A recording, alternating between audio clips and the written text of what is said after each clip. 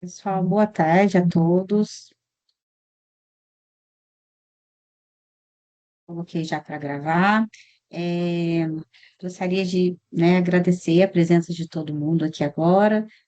Gente, vai ficar aparecendo às vezes o pessoal entrar, se algum professor conseguir clicar, que eu já autorizei, aparece, fica aparecendo ali o pessoal que está entrando. Pessoal, então boa tarde a todos, sejam todos muito bem-vindos a essa aula que a gente preparou para vocês com muito carinho.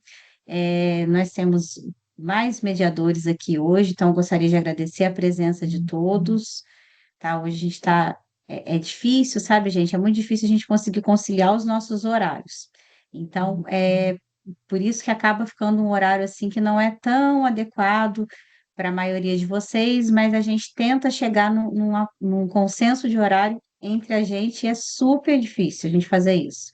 Então, por isso, o segunda-feira, 2 horas da tarde.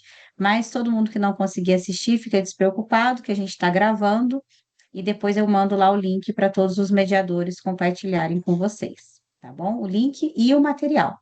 Tá? O material também eu vou mandar em forma de link, porque o material é grande, e a gente não consegue adicionar lá no mural para vocês também, porque tem um limite de espaço, tá bom? Alguém está perguntando se tem lista de chamada. Não tem lista de chamada, tá? A gente vai apresentando aqui algumas unidades, vou compartilhar aqui com vocês.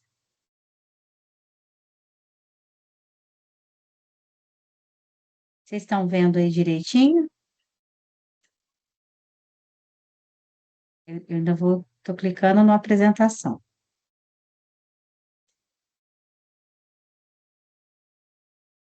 Se alguém puder falar, Tá eu ótimo, não estou Denise. enxergando. Beleza, eu não Tá, estou tá enxergando ótimo. mais.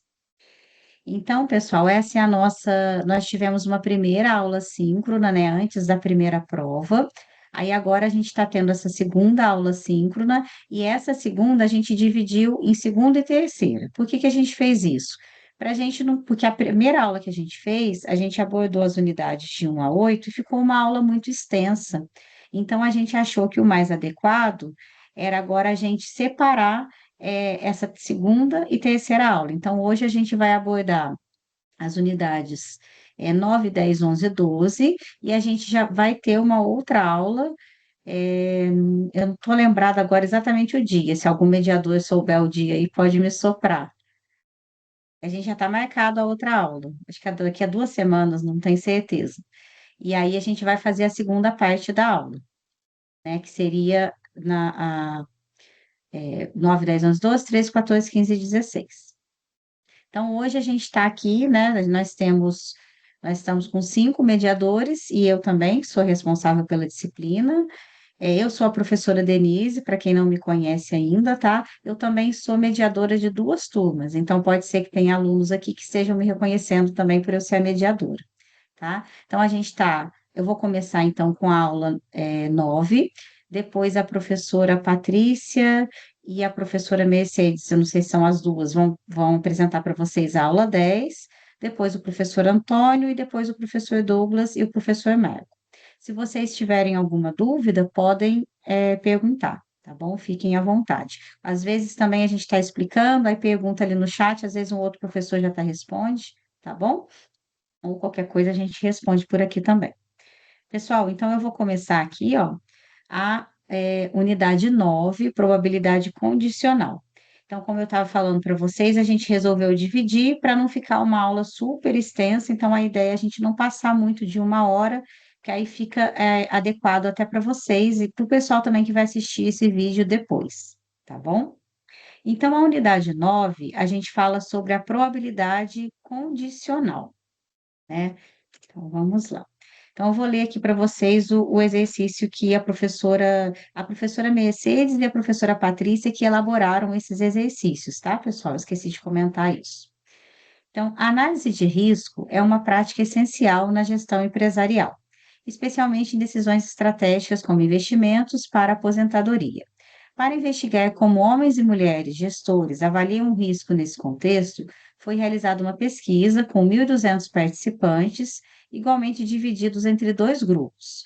E aí a gente tem a tabela 1, que apresenta a distribuição das respostas quanto à importância do risco na escolha de investimentos para aposentadoria. Então, nós temos aqui essa tabela, ó, que ela é dividida em homens. Deixa eu pegar aqui ela é dividida em homens e mulheres, né? E aqui nós temos o total. E aqui dividido em importante, né? Distribuição conjunta da importância do risco de investimentos para a aposentadoria. Então, aqui é importante e não importante. Agora a gente vai explorar aqui essa tabela, tá? Então, vamos lá, as alternativas aqui que nós temos. Antes das alternativas, as professoras colocaram aqui para a gente também um formulário, né, que nós vamos precisar aqui para essa questão sobre essa unidade. Então, fala sobre a probabilidade condicional, né? Então, aqui a gente tem a probabilidade de A dado B. Então, ela é igual ao quê? Esse símbolo aqui, né?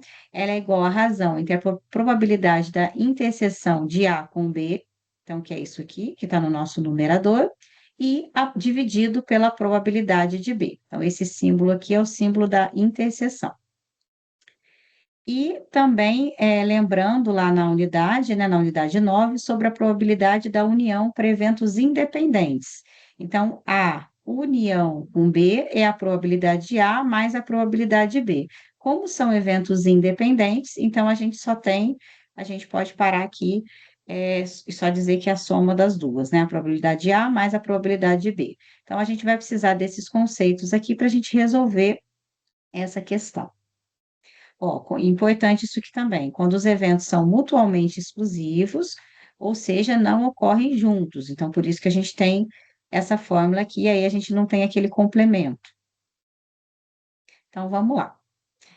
Então, vamos analisar aqui 5 situações. Então, em relação à tabela 1, é correto afirmar que, então, a primeira afirmativa, a probabilidade de um homem consultado na pesquisa dizer que o nível de risco é importante é de 44%. Então, vamos lá. Então, vamos pensar aqui, o que a gente está querendo? A gente está querendo saber a probabilidade de ser importante e ser um homem, né, pela fórmula que eu acabei de apresentar para vocês, e a probabilidade condicional dividido pela probabilidade de ser um homem. Então, vamos analisar isso aqui na tabela, ó. Então, qual que é a probabilidade de ser importante e ser um homem? Tá aqui, ó, 0,22.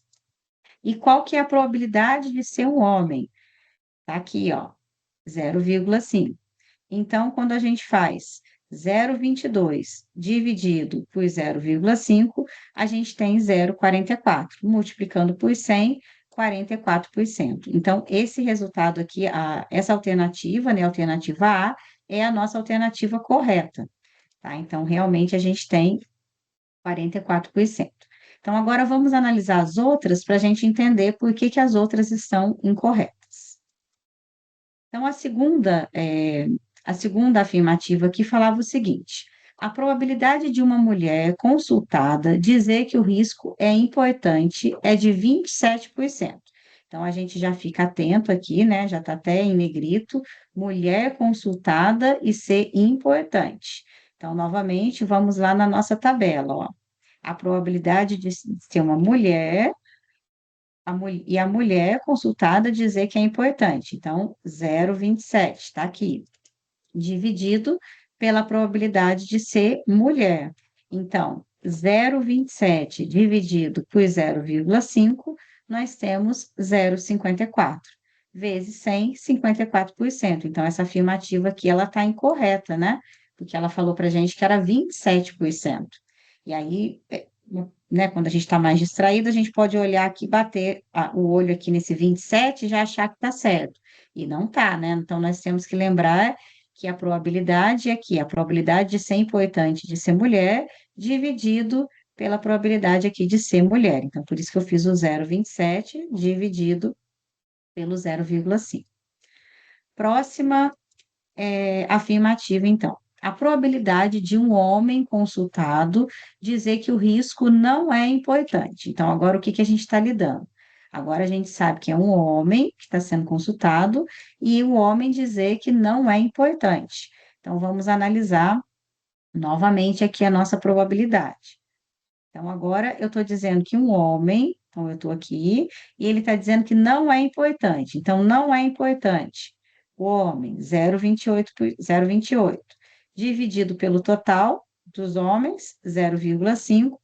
Então, eu vou ter 0,28 dividido por 0,5, 0,56, multiplicando por 100, 56%. Então, essa alternativa também não está correta, né?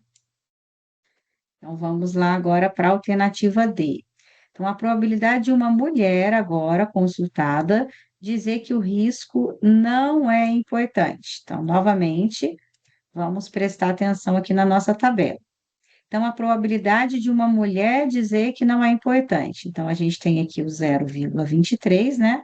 Que é uma mulher dizer que não é importante, dividido pelo total de mulheres ali, que é 0,5. Então, 0,23 dividido por 0,50, né? 0,5, chegamos em 0,46, ou seja, 46%. Então, essa alternativa também está incorreta, porque falou que era 27%. E, por fim, a nossa alternativa E, a probabilidade de uma pessoa consultada, agora aqui não está especificando se é homem ou mulher, simplesmente uma pessoa consultada considerar o risco importante. Então, vamos lá analisar de novo. E aqui trata-se de uma probabilidade total, ela não é condicional, né? Porque não está condicionado ao gênero. Então, é uma pessoa consultada dizer que não é importante. Então, eu posso somar, né? Nesse caso, são dois eventos independentes aqui.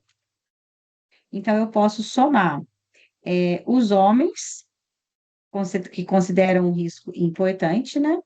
Consideram aqui importante, e as mulheres. E aí eu venho aqui, ó. Então, a probabilidade de uma pessoa consultada considerar o risco importante. Eu poderia pegar aqui direto também, né? O nosso 0,49.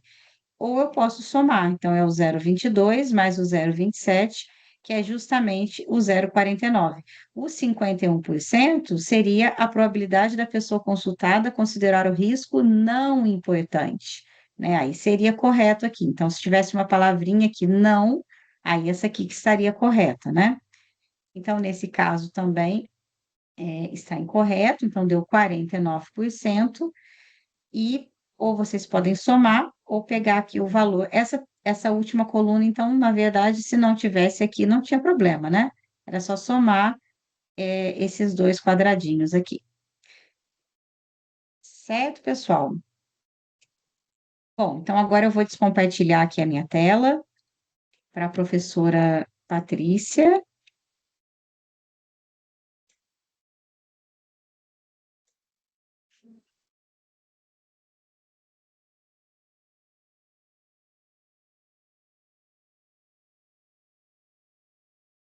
Já está compartilhado, acho que só precisa ficar em formato de apresentação.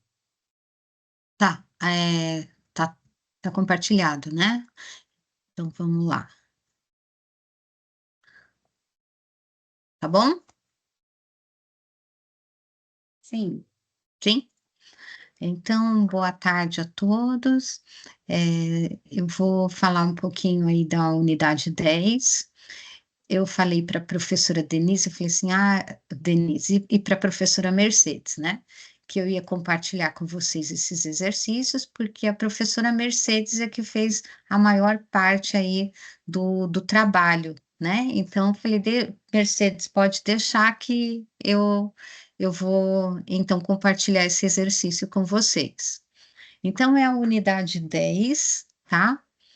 E o exercício proposto é o seguinte: em um cenário de alta competitividade no setor de varejo, compreender o comportamento da demanda é essencial para otimizar processos de compra, armazenagem e vendas.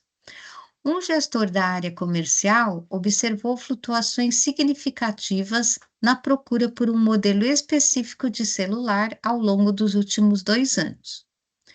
Com o objetivo de embasar decisões estratégicas, foi realizada uma análise estatística, utilizando os dados históricos mensais de vendas do produto. A partir dessa análise, construiu-se uma distribuição de probabilidade discreta da demanda mensal representada na tabela 1. Essa informação é fundamental para decisões como definição de estoques de segurança, previsão de faturamento e planejamento de reposição de produtos, alinhando o desempenho operacional à realidade do mercado. Então, vocês estão vendo aqui essa tabela 1, que é a distribuição de probabilidade da demanda mensal do modelo de celular. E temos aqui, olha, 350, a probabilidade 0,15, 400, 0,25, 450, 0,4 e 500, 0,20. E aí a pergunta é a seguinte: em relação à tabela 1, é correto afirmar que se a empresa basear os pedidos de compras mensais no valor esperado, que é o E de X, que é igual a essa letra grega aqui, que é o Mi, né? Que é a média, né, da demanda mensal, então o lote de compras mensais para este modelo de celular deve ser de 432,5 unidades. Será que isso aqui é verdadeiro? Então vamos ver. Nós vamos calcular a média, que é o valor esperado, como? Vamos lá. Nós vamos multiplicar cada valor aqui da tabela, o x pelo P de x, esse símbolo vocês já conhecem, que é o símbolo de somatório ou somatória, os dois aí estão corretos, somatório, né? Ou somatório. Então, eu vou fazer 350 vezes 0,15, vou somar 400 vezes 0,25, 450 vezes 0,4, mais 500 vezes 0,2. E aí a gente vai encontrar o 432,5, que é o nosso valor esperado. Então, se vocês olharem lá na afirmativa, né?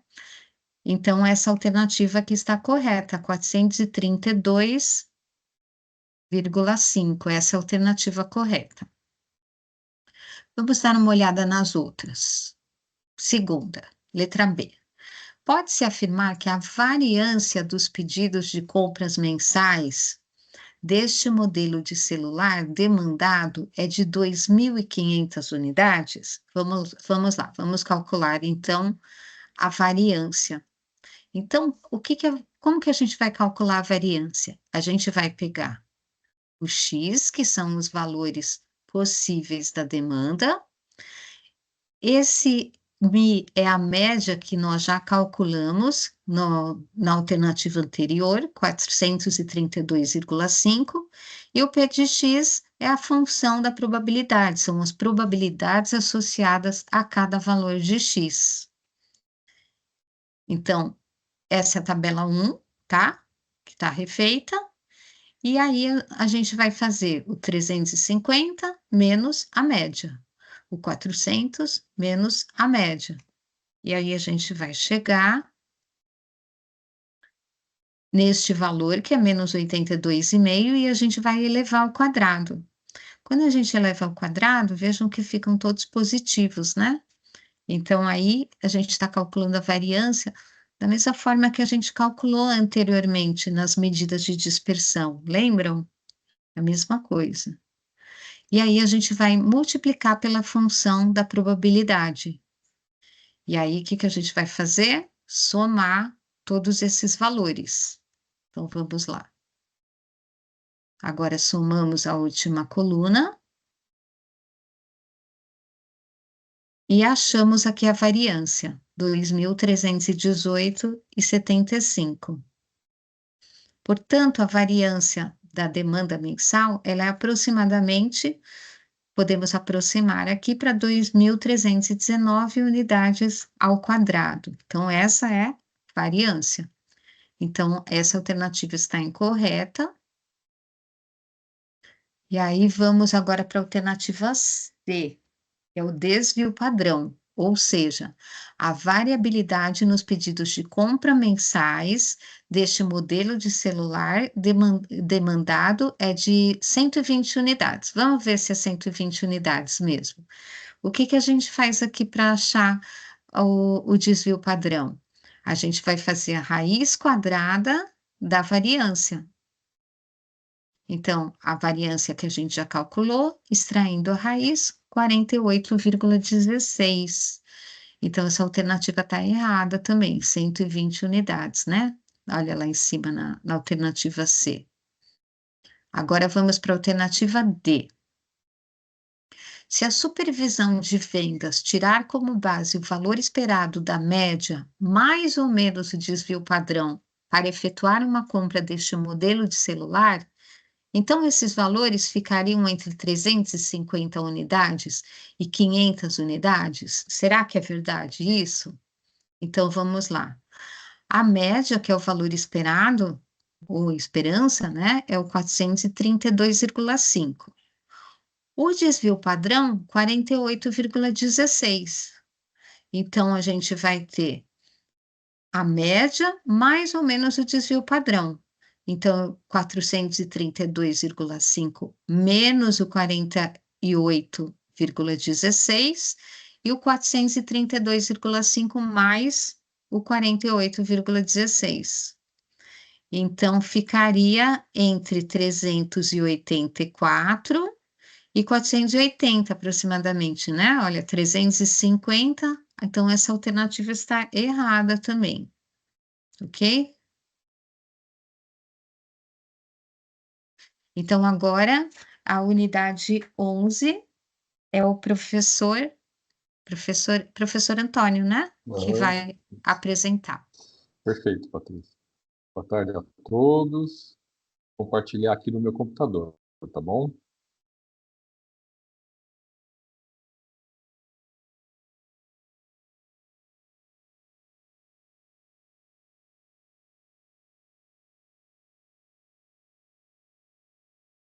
Compartilhando aqui. Então, vou falar um pouco da unidade de aprendizagem 11, distribuição binomial. O problema apresentado aqui.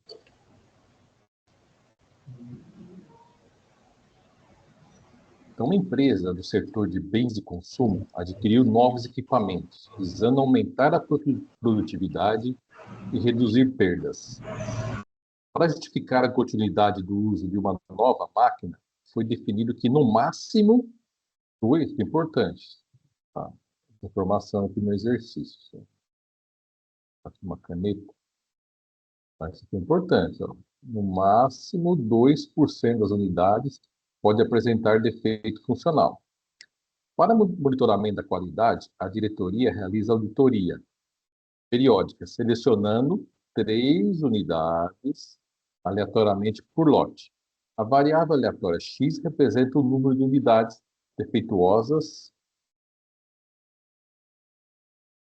na amostra. Com base nesse contexto e nos seus conhecimentos estatísticos, avalie as asserções a seguir. Número 1.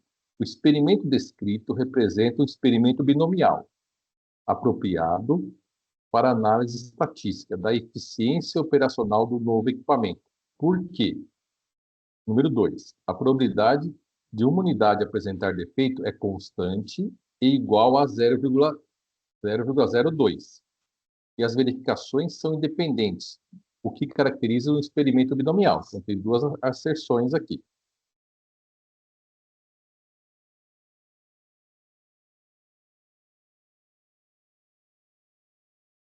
Então, o que caracteriza o experimento binomial? Então, essas características, tá? Se vocês olharem lá na unidade 11, página 4, tem essas características descritas lá. Mas vamos verificar aqui, ó. Número fixo de tentativas. Então, o requisito. O número de repetições do experimento deve ser fixo. No problema, a empresa seleciona 3 unidades aleatoriamente, por lote. Essa seleção cumpre o nosso requisito? Cumpre o requisito, sim. O número de tentativas é fixo. O N é igual a 3. Vai selecionar ali, está falando 3 peças. o nosso problema no enunciado? Mas selecionando 3 unidades. Então, informação importante. Tá? Que já é uma primeira característica aqui da binomial. Tá? Apenas 2 resultados possíveis por tentativa requisita. Cada tentativa deve ter somente 2 resultados, o sucesso e o fracasso. Eu só tenho 2 probabilidades, a probabilidade do sucesso e a probabilidade do fracasso aqui da distribuição binomial. No problema, cada unidade inspecionada pode ser defeituosa ou não defeituosa. Então, por requisito, sim.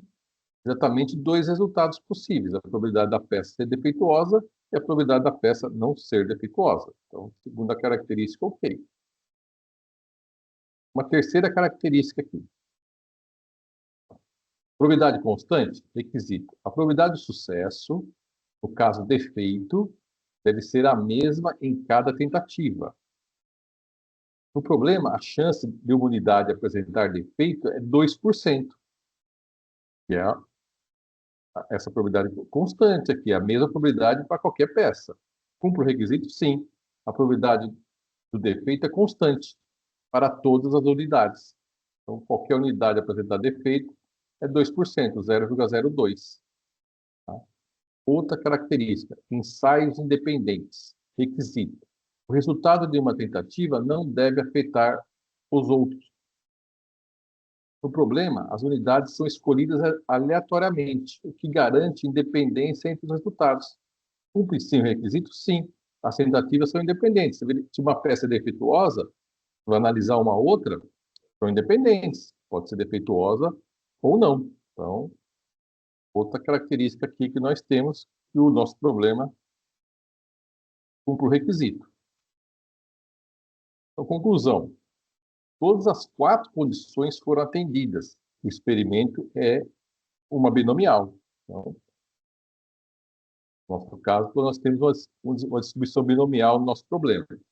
Vamos repetindo lá as asserções. Com base nesse contexto, nos seus conhecimentos estatísticos, avalie as asserções a seguir. O experimento descrito representa um experimento binomial, apropriado para análise estatística da eficiência operacional do novo equipamento. Por quê? A probabilidade de cada unidade apresentar defeito é constante e igual a 0,02, e as verificações são independentes, que caracterizam o experimento binomial. Então, aqui nós temos as nossas alternativas aqui, ó. A respeito dessas asserções, assinale a alternativa correta. As asserções 1 e 2 são proposições verdadeiras e a 2 é uma justificativa correta da 1. Alternativa A. Alternativa B. As asserções 1 e 2 são proposições verdadeiras, mas a 2 não é uma justificativa correta da 1. Alternativa 3. A asserção 1 é uma proposição verdadeira e a 2 é uma proposição falsa. A alternativa D. A asserção 1 é uma proposição falsa e a 2 é uma proposição verdadeira. E a última alternativa, as asserções 1 e 2 são proposições falsas. Então, o que nós analisamos, a correta é a A. As asserções 1 e 2 são proposições verdadeiras e a 2 é uma justificativa correta da 1. Tá? A B fala que as duas são verdadeiras, só que a 2 não é uma justificativa correta, não é uma justificativa da 1. Então, correta, no nosso caso aqui, a alternativa A, tá? Sobre distribuição binomial. Importante, pessoal, aqui já acabou esse exercício. Lá na unidade 11, estudem também como calcular a probabilidade da distribuição binomial. Hein? É importante também vocês entenderem o cálculo da distribuição binomial, tá bom? E aqui eu terminei aqui, vou parar o compartilhamento. E terminei aqui. Agradeço a atenção.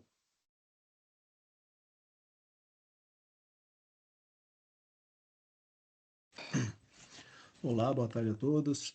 Eu sou o professor Douglas. Eu vou compartilhar com vocês a unidade 12. Unidade 12 eu vou dividir ela com o professor Marco Antônio, tá? Então eu vou começar e depois ele vai terminar o nosso trabalho.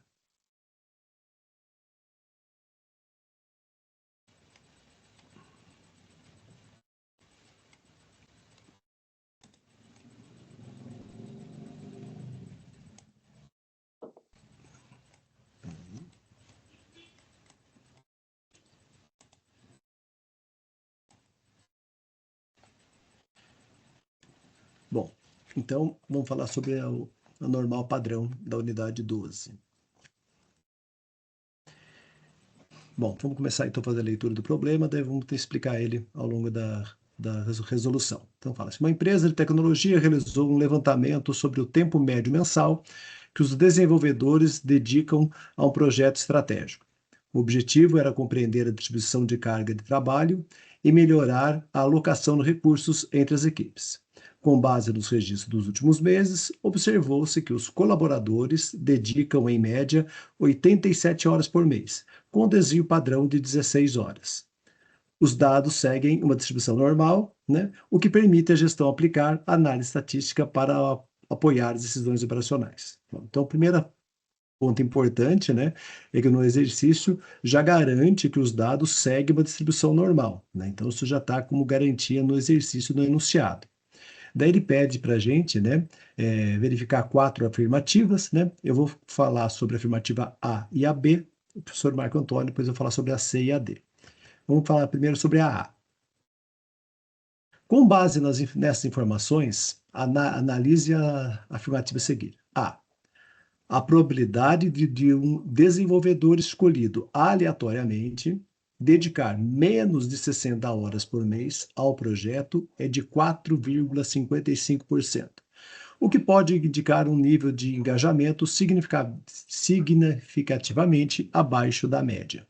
Bom, ele no enunciado, então, né, ele já passou algumas informações para a gente, né, ele falou que a média é 87, o desvio padrão é 16, e ele quer saber se esse valor observado de 60 horas por mês, né, representa 4,5% da população, ou seja, 4,5%, né, de todas as pessoas que foram observadas, né? Então, a primeira coisa que a gente vai fazer é calcular o score Z, né? Para calcular o score Z, a gente vai utilizar essa formulinha aí, né? Z igual o valor observado menos a média dividido pelo desvio padrão. E vai nos dar um valor de menos 1,69, ou seja, 1,69 negativo, né? Então, o que isso quer dizer, né? Por que tão negativo? Esse valor tanto poderia dar negativo quanto poderia dar positivo, né? Como o valor que a gente está verificando é abaixo da média, um valor menor do que a média, então o valor vai dar sempre negativo. Se o valor observado fosse maior do que a média, daria um valor positivo, né? Então, agora que a gente achou esse valor de 1,69, a gente vai consultar a tabela Z para entender o valor dele, né? Ó, aqui, né, vamos lá, vamos entender então a curva normal. Essa é a curva normal. O que a gente espera? Né? Que toda a população, né, está sob a curva normal, ou seja, a área embaixo da curva normal representa 100% da população, né? O que a gente vai tentar calcular agora aqui? Essa curva normal, ela é simétrica, né? Então, o que acontece? Se eu pegar a pontinha aqui da curva, né, eu vou encontrar o desvio padrão de 69. Então, começa a partir do centro. Então, o valor médio, né, se dá exatamente o valor da média, é zero desvio padrão, né? E daí, eu vou andando para a esquerda ou para a direita a cada desvio padrão. Então, o que acontece aqui? Que o valor que a gente localizou, né, ele está a menos 1,69 da média, né? Então, por isso que ele está aqui do lado esquerdo para a gente aqui, esse valor aqui. Como que ele perguntou? É se o valor das pessoas que trabalham menos do que 60 horas, né, representa 4,5%, eu quero saber, então, né, a partir desse 1,69 mais para a esquerda, ou seja, a pontinha aqui da curva, se a área dessa ponta da curva representa ou não 4,55. É isso que ele coloca lá no enunciado, né? Bom, então aqui coloca ali, né, que a tabela que vamos usar está na página 6 e 9 da unidade 12, né? E é importante, né, que essa tabela, ela representa para a gente apenas metade da curva, né? A área da metade da curva. Então vamos lá entender isso. Então, como é que eu vou achar esse valor de 1,69? Procura aqui na coluna do Z, 1,6, e a última casa decimal, o 9, né? A gente vai localizar na coluna do 9, certo? Então, por isso que a gente vai encontrar o valor ali de 0,4545. Bom, essa área que está na curva de 0,4545 que ele coloca para a gente é a área do 0 até o 1,69, né? Então é importante, esse valor que a gente encontrou de 0,4545 quer dizer que é 45%, né? O máximo seria 1, né? Que seria toda a curva. Essa tabela vai nos fornecer valores até meio, né? Ou seja, ela representa a área do valor que a gente encontrou, do desvio padrão que a gente encontrou, até o centro dela, até o zero. Então, no máximo seria 5, né? Seria 0,50, né? O máximo que eu iria encontrar, 50% da área. Então, ele está dizendo que do ponto zero até o ponto, né, 1,69, a área é de 0,45. Então, como é que eu vou calcular a área do restante, só da pontinha? Se do centro até o extremo o total seria meio, então o valor daí vai ser meio menos o 0,4545, que vai nos dar 0,0455, né? Que multiplicando por 100, né, eu vou ter aí o valor de 4,55%. Ou seja, 4,55% da população, né, se dedica menos do que 60 horas para o trabalho. Tá? Então, a afirmação é positiva. Letra B. A probabilidade do desenvolvedor dedicar entre 87 e 97 horas mensais ao projeto é maior que 30%? Então, a gente vai verificar isso aí, né? Então, representando uma faixa de dedicação próxima à média e dentro da normalidade, né? Então, de novo, aproveitando os mesmos dados, né? Ou seja, né, uma média de 87 horas e o desvio padrão de 16 horas, ele quer saber se a quantidade de pessoas que se dedicam entre 87 e 97 horas mensais, né, é maior do que 30% da população, né? A gente vai usar a mesma técnica, só que agora o pedaço da curva que a gente está olhando é outro, né? Então, esse pedaço que está em cinza mais escuro, né? Que é do zero até um valor que é maior do que a média. 87 é a média, né? Então, está aqui zero desvio padrão com 87, até o próximo valor aqui, né? Que vai ser o de 0,97, que vou ter que descobrir quantos desvios padrão, né? Vai até o ponto Z ali.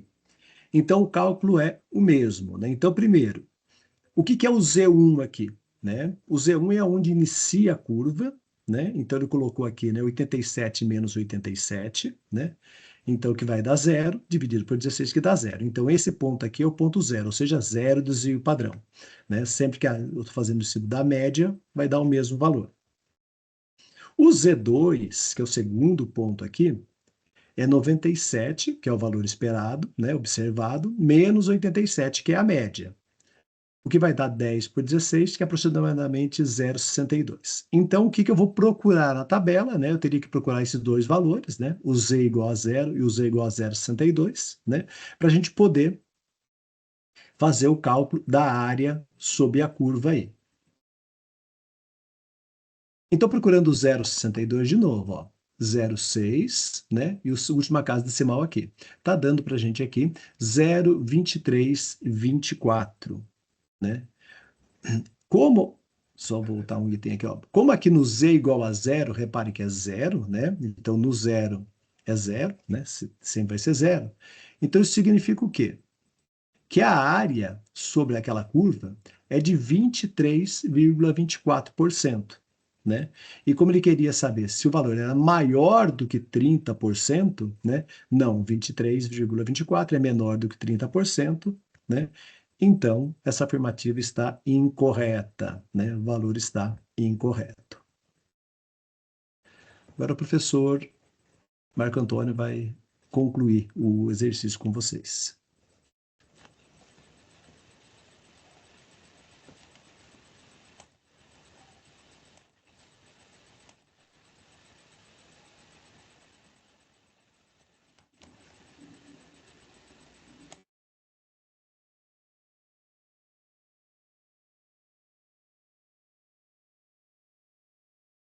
Professor, o seu microfone.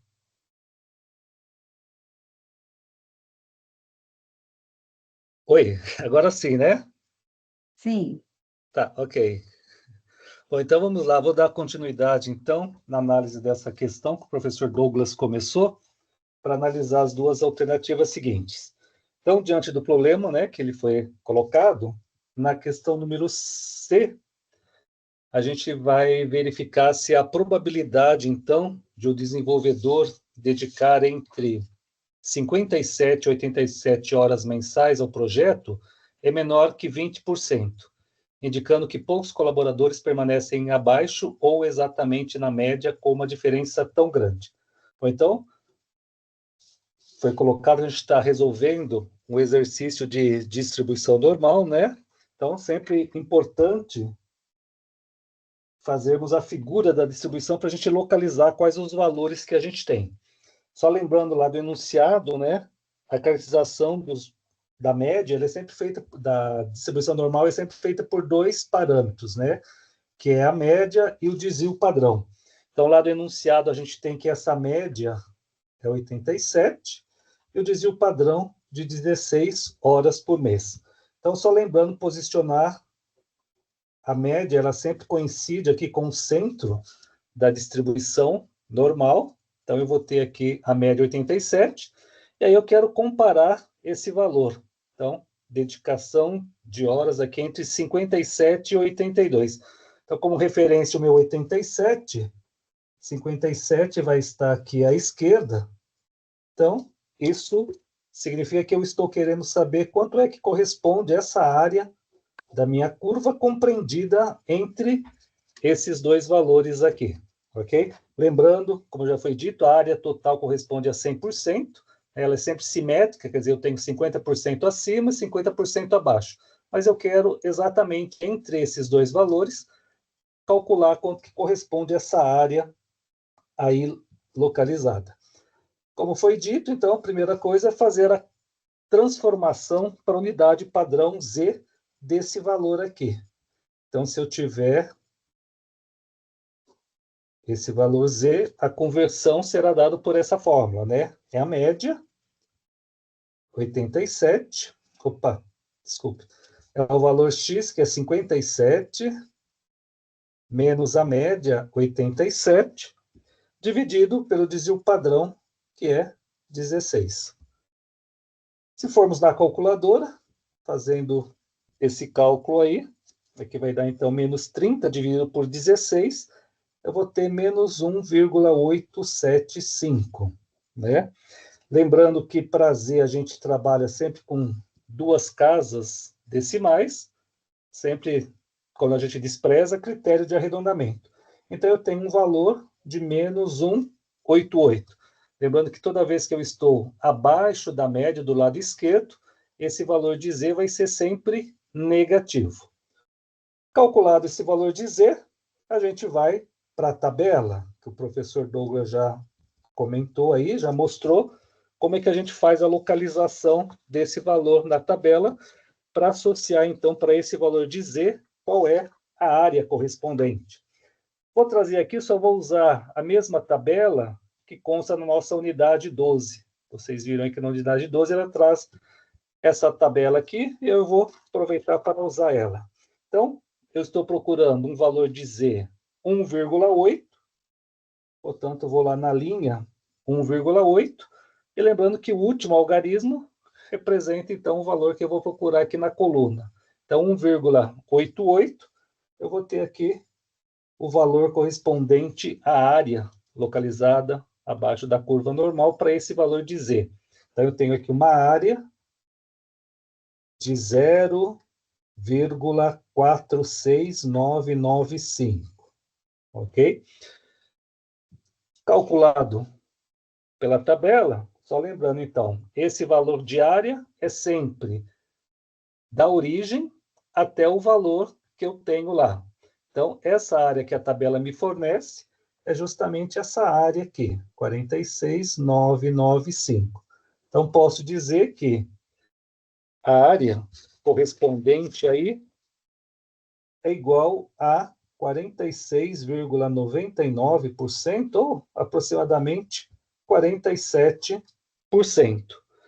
Alternativa diz que o valor compreendido entre essas duas horas procuradas tem que ser menor que 20. E, na verdade, o nosso valor aqui é maior que 20%. Portanto, então, alternativa C, alternativa falsa, né? Ok? Então, tá aí. Na letra D, ele quer saber se eu tiver um colaborador, ele vai ser classificado como fortemente engajado no projeto se ele estiver entre os 20% que mais se dedicam tempo a atividades.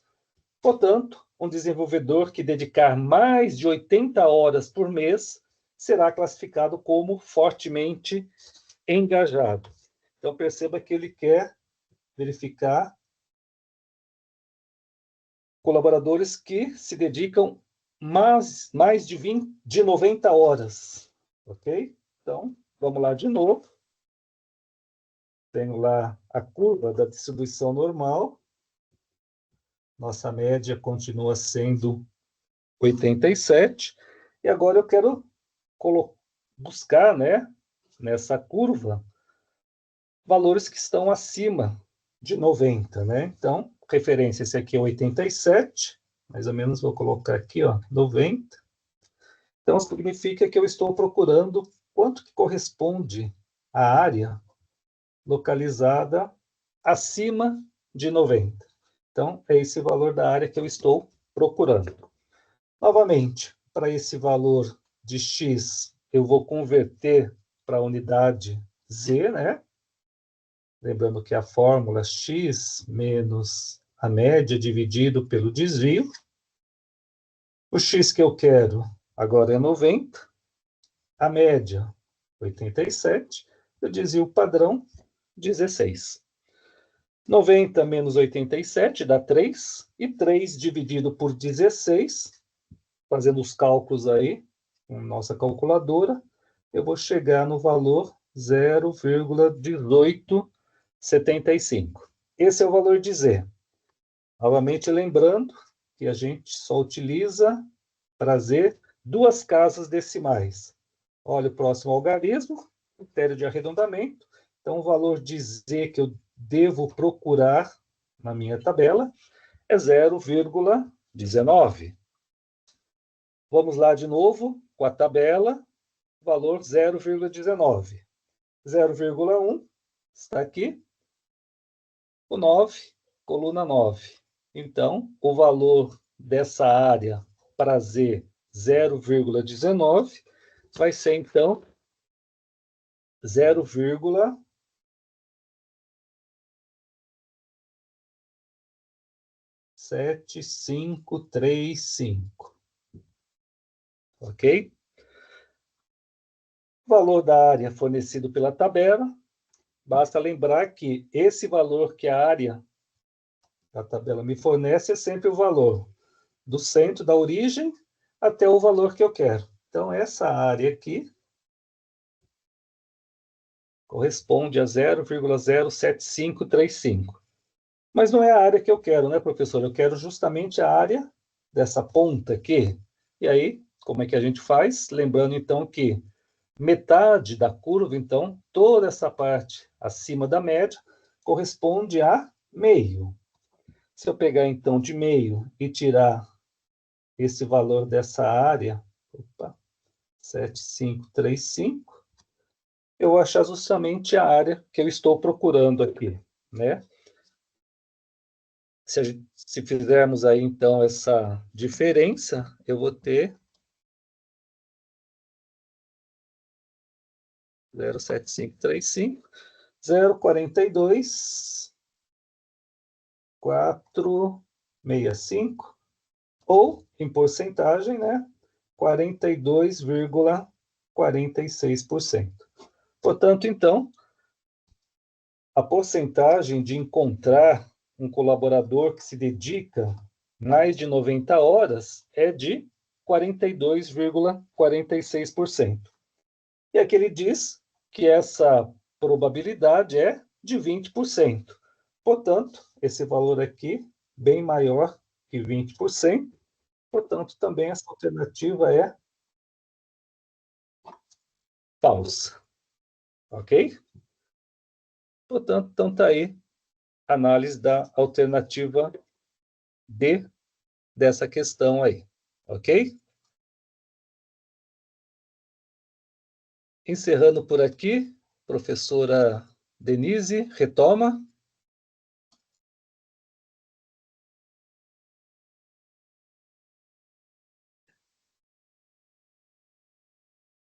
Bom, pessoal, primeiramente queria agradecer todo mundo, né, novamente, né? O pessoal está perguntando ali no chat se está sendo gravado sim. Não sei se ninguém perguntou dessa vez no chat, né? Não sei se alguém quer fazer algum comentário, perguntar alguma coisa. A proposta da nossa aula foi ser menor mesmo, para não ficar assim muito longa, igual foi a primeira, e aí fica bem cansativo, né? Para vocês e para a gente também. E também depois fica mais fácil para vocês assistirem, né? Porque aí não fica um vídeo muito longo. Sim, eu vou disponibilizar assim que acabar a aula, eu vou disponibilizar, eu vou baixar o vídeo, aí eu já mando para os professores e provavelmente até o final da semana também já está lá no canal.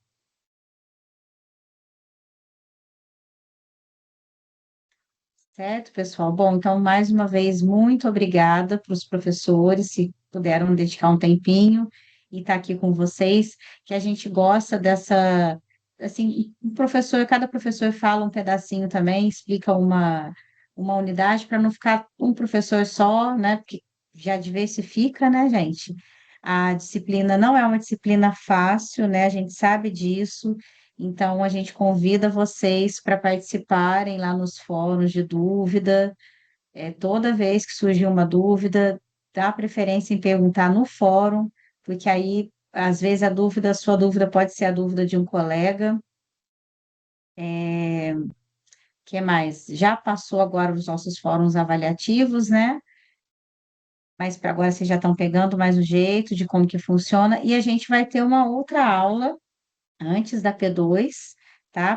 Tava olhando aqui no calendário, provavelmente no dia 2 de junho ou dia 9. Eu acho até melhor esse dia 2, que vocês têm mais tempo para poder ver o vídeo novamente, né? Fazer e estudar mais um pouquinho. Professor Maio, quer falar alguma coisa? Pode ficar à vontade. Então, professor Denise, deixa eu só aproveitar também os alunos que estão aqui, só para lembrar do compromisso que já começa essa semana, né? Que é a atividade avaliativa. Você comenta? Isso mesmo, pessoal. Atividade avaliativa. Que dia que vai começar, professor? Ou já começou? Não, Dia começa 21. de 21 a 27. 21 a 27. Então, pessoal, o pessoal que já está aqui ou o pessoal que vai assistir depois, não esquecer que vai abrir lá a nossa atividade avaliativa, tá? Agora mudou, agora a gente só tem uma. Então, fica atento, é uma semana, não percam o prazo, porque é muito importante para compor a nota de vocês. Tá? Eu ia falar, mas eu fiquei na dúvida das datas, porque eu sou RD de outra disciplina, e acho que lá já acabou, né, Antônio? Ou Eu está acho que acabando, aí eu fiquei acaba na amanhã. dúvida. Não, acho que até quarta, Denise. Começou na Ah, quinta, tá. 22. Começou, desculpa, dia 15. Eu confundi, vai até quarta, 21. Eu acho. Ah, tá. Que é É de diferente. matemática financeira, gente, que a gente É, está falando. É muita data, a gente faz confusão. Mas realmente verdade. a nossa aqui não abriu ainda, então fiquem atentos lá e não deixe a gente de fazer, tá? Porque compõe a nota e faz uma falta danada depois. Pessoal, então é isso. Eu vou parar aqui a nossa gravação. Se alguém mais quiser fazer um comentário.